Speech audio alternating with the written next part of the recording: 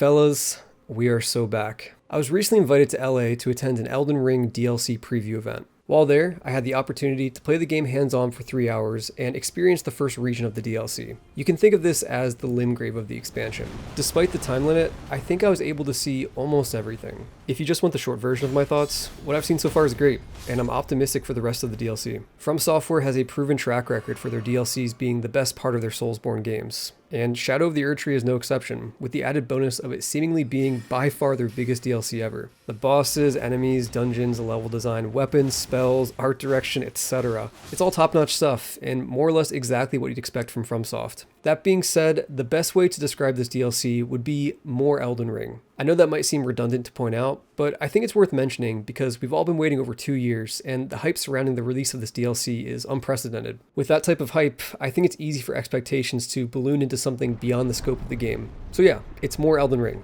If you love the base game, you'll love this. If you have issues with the base game, those are most likely still here. Anyway, let's talk details. The rest of this video will be me sharing my experience with the 3 hours I had to play the game while providing some overall impressions along the way. I'll also separate the video into sections, so you're free to skip around if you want to avoid certain things. One last note before we get started, everyone who attended the event was unfortunately not allowed to record footage of their own gameplay. Instead, we were given 13 minutes of B-roll footage to work with for video content. So while I'll do my best to match up the footage with what I'm talking about, just know that there's a lot of stuff I experienced that I simply don't have footage for. My play session began with a choice between 3 different save files: a warrior, mage, and knight. I chose the knight, and that wound up being a dexterity build. Each of these save files was level 150 with multiple maxed out weapons in their inventory. After choosing my character, I loaded into the game right in front of the hand of Miquella at the back of Mohg's boss room. I then touched the hand and was transported to the Land of Shadow. I was instantly stunned by how beautiful this area was. The sky, the grass, the fog, the structures in the distance. The art direction of this initial reveal is insane, and FromSoft is once again proving that they have some of the most talented artists in the industry. From this first sight of grace, it was clear that I could head into multiple directions to reach different points of interest. But the first thing that caught my eye was a big fire guy in the distance, so I rode over on Torrent and was welcomed with him kicking flaming rocks in my face. Awesome attack, by the way. I really like this guy's design and the spectacle he provides as an introduction to the area. I spent a couple minutes jumping over his fire stomps and hacking away at his ankles, but it was hardly doing any damage, and I figured it would be a bad idea to bang my head against the wall on this clearly optional encounter while under such a tight time limit, so I decided to just run past him. That being said, let it be known that I came back near the end of the play session and kicked his ass by just wailing on his ankles for 7 minutes straight. Following the road a bit further, I came across another site of grace with a couple NPCs standing nearby. There was also a glowing cross with an important new item next to it, a Erdtree fragment. These fragments are typically found near other crosses scattered around the map, and you can turn them in for Erdtree blessings at sites of grace. These blessings operate as permanent upgrades for your attack power and defense, but only when you're in the DLC area. The first upgrade costs 1 fragment, and then subsequent upgrades cost 2. And by the time I finished my play session, I'd raised my blessing level to 3 or 4. As for how much these boost you, I can't say for sure, but I did have the foresight to do a quick test when upgrading my blessing from level 2 to 3. I did a heavy charged attack on an unaware enemy. At blessing level 2, it did 1427 damage, and at level 3, it did 1491. If you do the math, that's a bit over 4% extra damage. One thing to note is that on the stats screen, my stats were colored gold. I was confused by this at first, but it's likely that this is just a visual representation of the blessing kicking in. Therefore, my guess is that instead of raising your attack and defense by a certain percentage, these blessings are probably just raising our stat values by flat amounts. Like my attack power stat went from 700 to 720 or something. Don't quote me on that, but yeah, that's my guess on how it works. On top of that, I found another new item that functioned like the Erdtree fragment, but for spirit ashes instead. These items converted into revered spirit ash blessings, which provided permanent upgrades to the attack and defense for all spirit ashes used in the DLC area. This came with the added bonus of making Torrent tankier as well, so even if you don't use spirit ashes, it's worth tracking these items down and upgrading your character with them. Between these 2 new items, I think this is a really fun way to approach upgrades for the DLC, as it allows high-level players with completed builds to still get meaningful boosts to their characters without horribly upsetting the balance of the base game when they leave the DLC. It also lets you re-experience that satisfaction of collecting upgrades via exploration like golden seeds and sacred tears, but this time in a new setting and with a new twist. Anyway, I talked with all the nearby NPCs, and the general vibe I got is that they're all trying to track down Miquella and figure out where he's going. These fragments and glowing crosses were left by Miquella, and the main story thread of the DLC seemed to be uncovering the path Miquella took and discovering what his goal is. I'm not the lore guy though, so if you want a deeper explanation than that, I'm sure Vadi has you covered. As I continued along the path, I eventually arrived at a long set of steps leading to a giant door. This was the entrance to the first legacy dungeon of the DLC, Belurot Tower Settlement. Long story short, this place fucking rules, and I'm mad I didn't get to explore it fully due to time constraints. I think a good way to sum this area up is that Stormvale meets Leyndell, whatever that means, and it's pretty big. Lots of enemies, lots of ambushes, lots of secrets to find. It's good stuff. Legacy dungeons were the best part of the base game, and that is very much still the case here in the DLC. Now that we're getting to some proper combat, I want to take a few minutes to discuss some of the new weapons that were added. This is easily one of the biggest highlights to the whole DLC. I noticed that my character had multiple fully upgraded weapons in his inventory, so I did my best to switch weapons every 10 or 15 minutes to experience as much as I could. So first of all, in an interview from a few weeks ago, we learned that there would be 8 new weapon types, but we didn't know the specifics yet for what all 8 would be. Now we do. The 8 types are Light Greatsword, Martial Arts, Beast Claws, Perfume Bottles, Reverse Grip Swords, Throwing Daggers, Great Katana, and Dueling Shield. Let's start with the Light Greatsword. This was the starting weapon for me, and it's called the Milady. This thing is fantastic. It's quick and combo focused, and the weapon skill puts you in a stance that allows you to either do a set of quick slashes with R1 or a jumping lunge attack with R2. Also note that you'll do multiple swings with just a single input. Like the guard counter here is a 3-hit attack. I also noticed the jumping attacks were similar, with them being 2-hit combos just from a single button press. This gives this weapon type a very distinct feel. I'm excited to see what other light greatswords exist in the DLC, since this one felt ridiculously smooth to use. After that, we have Martial Arts. Dude, this weapon just kicks ass. There's not much more to say. It felt so good to use, and the way the attacks combo into each other was awesome. To all my Dark Souls 2 fans, remember the Bone Fist weapon? It's like that, but way better. So expect a Ratatouille flashback moment when you get your hands on them. Next up, Beast Claws. Look at how fucking sick these things are. They're like the unhinged younger brother of the martial arts weapon. Flying around with them will make you feel like an actual animal, and while the obvious point of comparison would be the Beast Claws from Bloodborne, these ones feel notably faster and more acrobatic. Highly recommend. Perfume Bottles are next. These ones really surprised me. You just get to throw out fire or lightning or whatever element. Surely it costs FP, right? Nope, you can do this as much as you want. And keep in mind, it's not a consumable. It's just a whole ass weapon type. So you have one-handed and two-handed movesets, running attacks, jumping attacks, everything. The charged heavy attack was my favorite, as it makes your character spin around, throwing the fire everywhere, and it's very effective in group settings. Following that, we have Reverse Grip Swords. This is actually the one weapon type I didn't get to try personally, but luckily we have a lot of footage of it here. As a bonus, check out this rapid fire crossbow they show off. Anyway, these things seem especially fast and evasive. Like, there's one move where you dash through the enemy while attacking at the same time. Also worth noting is that you can block with L1. Normally, this isn't possible when dual wielding 2 separate weapons, as L1 is the input to attack with both at the same time. So this confirms that they're a package deal, and as such, they have a more varied moveset. It also opens the door to landing guard counters while dual wielding. Very excited to try these. Next up, Throwing Daggers. Just like the Perfume Bottles, these caught me off guard because I was expecting there to be some sort of consumable or FP component to their attacks. But no, you can just rapid fire these out as much as you want and fully commit to a viable mid-range playstyle without ever running out. The weapon art has the added bonus of enabling the daggers to pierce through enemies. Next, we have the Great Katana. No footage of this one sadly, but it's exactly what it sounds like. It's a big katana. It's basically an odachi, which Neo fans should be familiar with. Think length and girth rather than just length. Loved this weapon. The basic one has a weapon art that puts you in an overhead stance where R1 would be a quick slash down, and R2 would be 3 quick slashes instead. Lastly, we have the Dueling Shield. Sadly, the only footage we have of this thing is this one attack here during the upcoming boss fight. The shield had pointed edges, and the moveset involved a mix of thrusting and slashing attacks. It comes with the added bonus of being very well suited for guard counters when you two-hand it. And fun fact, this seems to be based on real-life dueling shields that actually existed. But yeah, as someone who gravitates toward goofy and gimmicky stuff, this one was surprisingly straightforward and honest. I think I need to mess around with it more before I settle on how I feel about it. So that's it for new weapon types, but there's one more big addition mixed into existing weapon types I want to mention. Check it out. Throwing weapons. These are new weapons that allow you to throw your weapon whenever you press R2 or strong attack, but they still double as melee weapons for light attacks. And guess what? 0 FP cost. You can throw them as much as you want. In my play session, I found a throwing axe, a throwing spear, and a throwing great hammer. The great hammer made me laugh out loud because the charged R2 attack involves spinning the hammer in a circle before launching it across the room for 2000 damage. Think Mario 64 throwing Bowser and you'll get the idea. Really love how FromSoft is embracing all these ranged options and allowing more playstyles that seamlessly mix ranged and melee. Alright, that does it for weapons. Let's get back to the dungeon. Like I said, it's a great and beautiful area, and I just wish I had more time to explore it fully. At the end of the dungeon, I finally arrived at the boss, the Dancing Lion.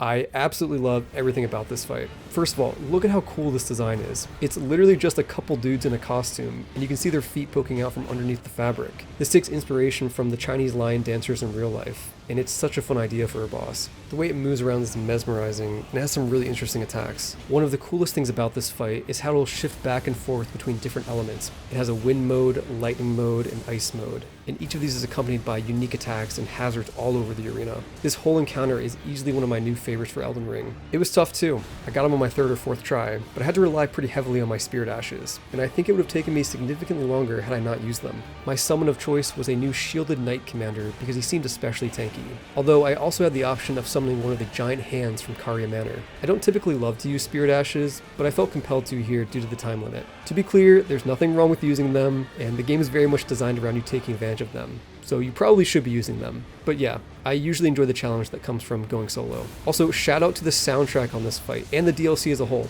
Just fantastic stuff. After the fight, I continued higher up toward the main tower, but was stopped by some shadow branches that blocked my way. It was a dead end for now, but I found a letter on the ground that pointed me east saying Mikola was spotted in that direction. So I left Bellerot behind and went back to the overworld. I rode north until I found an interesting pile of bones in some shallow water. As is typical of cursed bones in fantasy settings, they came to life and formed into a skeletal dragon for me to fight. So finally we arrive at my main critique for the DLC as I see it so far. This fight was just a reskinned dragon from the base game, and while I could be mistaken, I'm pretty sure it had the same moveset as the dragons we've already fought before. If this was a one-off, sure, whatever. But I noticed a few other enemies from the base game being reused in other areas as I continued to play, and it gave me pause. Now look, in terms of the base game, I'm actually very understanding when it comes to the reuse of bosses and enemies. When you're making a game the size of Elden Ring and want to include 165 boss fights, it's unreasonable to expect them all to be unique. Think about how many animations with FromSoft tier polish go into even a single boss. It's insane, and I think they do a great job of making it work.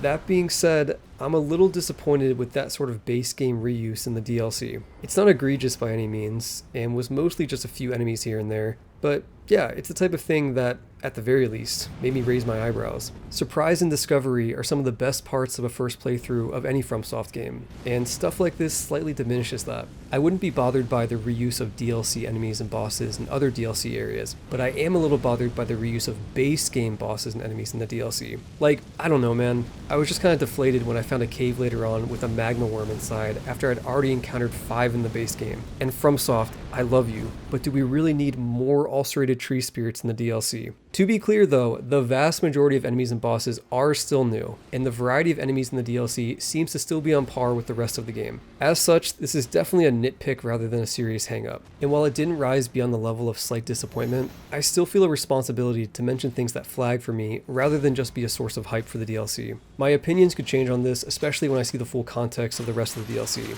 but yeah, this is how I'm feeling right now. Let's move on. After the dragon side boss, I explored a bit more of the overworld and collected some items before deciding to head further east. I rode across a bridge guarded by a few soldiers with a giant ballista at the end. And I'm sorry FromSoft, I got a nitpick here again. When I come across overworld hazards like this, I want them to fuck me up. I want them to be a real threat. For this, I kind of just rode straight across the bridge without getting hit by the ballista whatsoever. Anyway, after crossing the bridge, I was met with a war camp filled with soldiers and tents. It looked pretty similar to what you're seeing on screen now, but I believe this footage is of a different camp because the layout is a bit different and there wasn't a giant fire guy patrolling around. It was a neat little area, and it served as an introduction to yet another legacy dungeon, Castle Ensis. Calling it a legacy dungeon might be a bit too generous though, so let's call it half a legacy dungeon because it has the level structure of one and is very much main content, but it's just not that big. This area was fun to navigate. And once again, it's just a great level. And I even had a few opportunities for stealth with patrolling guards. I'll spare you the details, but fuck man, it's just such a joy to experience FromSoft areas for the first time. At the end of the area, the boss was waiting. It was moon themed, and their name wasn't Renala, Instead, it was R'hllana. Fucking classic. I actually laughed out loud when I saw the name at the bottom of the screen. This boss isn't quite as much of a spectacle as the Dancing Lion, but it's still cool as hell. R'hllana is humanoid with dual swords and a little bigger than the player. Lots of flashy attacks and combos. My favorite is one during phase 2, where they summon the moon. Kind of like the full moon spell from the base game, but this time it's 2 moons, and instead of being launched as a projectile, they both slam into the ground and create a shockwave. It's awesome. This boss took me a couple tries with my Spirit Ashes, though I think it would have taken me significantly longer if I ran it solo. Beating R'hllana opened a door in the arena that led directly into the next major zone, but I wasn't allowed to go out there as part of the preview session. It's possible I missed an alternate progression path similar to how it's handled with Stormvale Castle, but I think this boss is mandatory to enter the next region, so definitely a little less open than the intro to the base game by comparison. With my remaining time, I spent most of the rest of the play session running around to do as much side content as I could. I found a few caves, some catacombs, some ruins, and a bunch of other miscellaneous things. Despite my initial bad impression due to the skeleton dragon reskin fight, I think some of the side stuff is actually a step up from the base game. Specifically, the caves feel more fleshed out. Like, one cave I found near the first Legacy dungeon was this whole area themed entirely around the production of living jars. It was just really visually striking and a cool bit of environmental storytelling with giant jars littering this entire cave. And there were even jars hanging from the ceiling, resulting in some vertical level design and platforming. On top of that, there was a cool reveal where I got to fight human flesh blob monsters that usually end up inside of the jars, but here they're on their own as a new enemy. As a whole, it was a great bit of side content and quite memorable. Another good example of this type of side stuff was this big fire dungeon with even more unique enemies and level architecture. This footage we have of the entrance serves as a good teaser. I won't go into detail here, but yeah, this is exactly the kind of thing I was craving from the base game. More memorable, sizable encounters that break the mold beyond the standard caves, mines, and catacombs. I don't expect every bit of side content to be on this level, but if they keep mixing these in for the whole DLC, we're in for a good time. After doing everything I could find, I spent my remaining few minutes trying out the 2 other characters I could have selected at the beginning to get a feel for their weapons and spells. I've already covered most of this in the weapons section from earlier, but I do want to give special attention to the new sorceries and incantations. Some of these seem especially fun to use. A few of my favorites were the Gravity Bomb Explosion sorcery, an incantation that mimicked the beams of lights from the big flower enemies in the base game, and one where your head turns into a rune bear, kind of like the dragon incantations. Spellcasters are about to have a lot of fun. Before we wrap up, I want to share a few more discoveries that I found that I haven't mentioned yet. First, both of the main bosses drop boss remembrances. For the Dancing Lion, I don't remember the first option you could trade it in for, but I went with the second option, which gave me a new Ash of War. It's essentially a super Hoarfrost stomp, so the ice stomp move from the base game, but this time it's bigger and you can hold L2 to charge it up. Big fan. For R'hllana, I had the choice between dual swords and a new spell. I didn't get the chance to try out either for myself, but the spell seemed awesome because it's the same move from the boss fight itself, where 2 moons slam down and create a shockwave. Definitely seems like a fun one. Next, I did in fact find a crafting recipe for a giant fire pot, which I think is the same one shown off in one of the DLC gameplay trailers, but I sadly didn't get to try it for myself. So yeah, just confirming that as a consumable item you can find pretty early on. I also found a talisman that would raise my attack power if I used a weapon with a stance weapon skill and held down the stance button for at least 2 seconds. The Uchi Katana would be a good example of a viable weapon for this. And I don't know, I just thought this was a fun idea for a talisman. While running around, I found these blue worm guys. I absolutely love them, but be warned, if you attack them, they will go fucking crazy. I'll let you discover what exactly they do when you play for yourself though.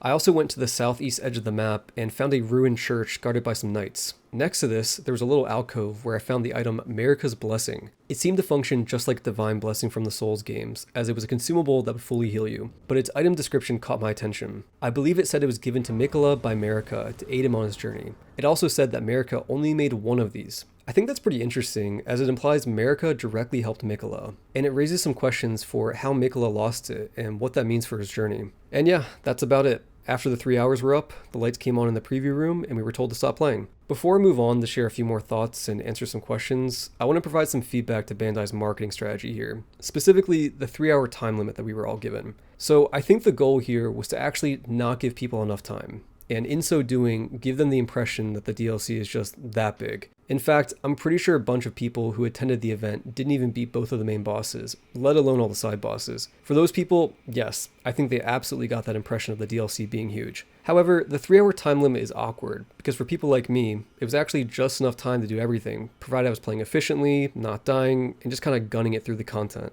It felt like I was shoveling food in my mouth at a fancy restaurant without getting to taste or savor it properly. I was rushing it in a way that I wouldn't have under normal circumstances, and this has the knock-on effect of making the DLC seem smaller than it actually is. So yeah, in hindsight, I'm not sure if that specific time limit was the right call. Next, I'm going to answer a few questions I anticipate people having as we approach the release date for the DLC. What level should you enter the DLC? So for the preview event, we were all given characters that were level 150 and in new game. Now I think that was fine, but I wouldn't go higher than that. I think somewhere between 120 and 150 is probably ideal, assuming you're not New Game Plus. Personally, I'd lean toward 120. How big is the DLC? Okay, this is an important question, and one that I would love to answer accurately. We're talking about a $40 expansion here, so it's more than reasonable for people to want some assurance that it's worth it. Ultimately, I can't answer this for sure, but if I had to guess, I'd say that what I experienced with this preview event was 20% or less of the DLC. 15% might be a better guess though. I could easily be off, but that's the vibe I'm getting. Part of this guess is based off an interview Miyazaki gave, where he said the DLC would contain over 10 new boss fights. Now, right away, that's obviously too low of a number if we count all the side bosses. I already fought 7 bosses in this first region alone. Therefore, I'm pretty sure that he's only talking about the actual main boss encounters. And since we only fought 2 here, the Dancing Lion and Merlana, we should have at least 9 more to fight. So yeah, that would line up with my 15 to 20% guess. And even though I did it in 3 hours, keep in mind that I played very efficiently. I only died a couple times to each of the main bosses, I didn't die whatsoever while traversing dungeons or exploring, I didn't die to any of the side bosses, and I didn't explore nearly as much as I would have liked. I'm confident I missed a fair bit in both legacy dungeons, and probably some side stuff too. So realistically, this first region will take most players a lot longer than the 3 hours I spent essentially speedrunning it. I'd say anywhere from 6 to 8 hours, assuming they're fully exploring and doing all the side stuff. And then if we extrapolate from that, I think this DLC will wind up being around half the size and length of the base game. This is all just a guess though, and I could easily be wrong. So if you're truly curious, I suggest just waiting until the DLC is out and seeing what people say. Is the DLC too easy? I'm sure some of you must be thinking that because of how fast I was able to do everything in the first area. While there's definitely a larger discussion to be had about how FromSoft approaches difficulty in Elden Ring and what constitutes easy or hard, I'm going to sidestep that discussion and say that the difficulty is in line with the rest of the game and feels like a natural progression past the late parts of the base game. It's challenging and engaging. You gotta remember, I just recently did a whole super hard mode modded playthrough, so going back to vanilla Elden Ring felt like taking the training weights off. Any more advice for people getting ready to play it for themselves? My advice would be, take your time and don't rush it like you're on a 3-hour time limit at a preview event. Savor it. DLC for FromSoft games is always the best part, so just enjoy yourself. But yeah, I think that's about it. I've been doing my best to be relatively level-headed in sharing my preview impressions with you all. But the truth is, I'm stupidly excited. This is the Elden Ring DLC, the thing I've been anticipating for over 2 years. And yeah, FromSoft is my favorite developer, but fuck man, I think it's pretty earned. I have a bunch of critiques of Elden Ring, and as you've seen in this video, I'm not above nitpicking a preview event, but ultimately, I think FromSoft is in their own weight class with these games. I still fondly remember my first playthrough of Elden Ring, how magical it was. The idea of getting to re-experience even some of that again via this expansion makes me so happy. If you relate to that at all, I hope you have a great time with the DLC. Thanks for watching.